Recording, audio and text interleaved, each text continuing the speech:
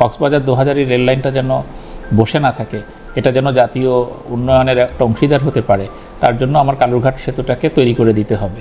আমরা কি এমন কিছু এফোর্ট দিতে পারি কি না যাতে এই রিপেয়ারটা একটু দীর্ঘস্থায়ী হয়।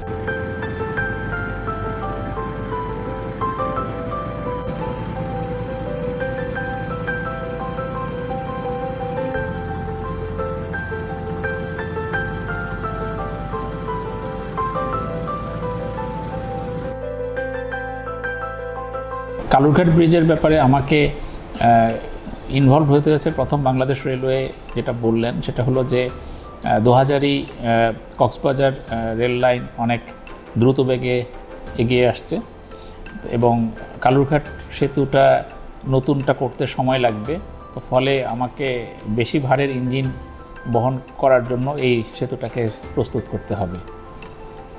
এটা হলো প্রাইমারি কজ যখন আমাদের কাছে আসলো, এবং তখন আমি খতিয়ে দেখে বুঝলাম যে আসলেই নতুন সেতুটা পেতে একটু বেশি সময় লাগবে, বাট সেটার জন্য পরিকল্পনা অনেকটুকু আগায় গেছে। But in the mean time আমাদের এই কক্সবাজার দোহাজারী রেল লাইনটা যেন বসে না থাকে, এটা যেন জাতীয় উন্নয়নের একটা অংশীদার হতে পারে, তার জন্য আমার কালুরঘাট সেতুটাকে তৈরি করে দিতে হবে যাতে আমি কক্সবাজার ট্রেনটাকে ঢাকায় আনতে পারি।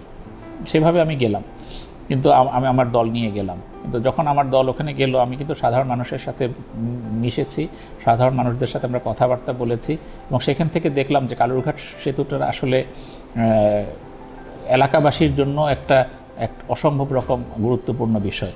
কারণ দুই পারের মানুষ কালুরঘাট সেতুটাকে তাদের মাধ্যম হিসাবে ব্যবহার করে।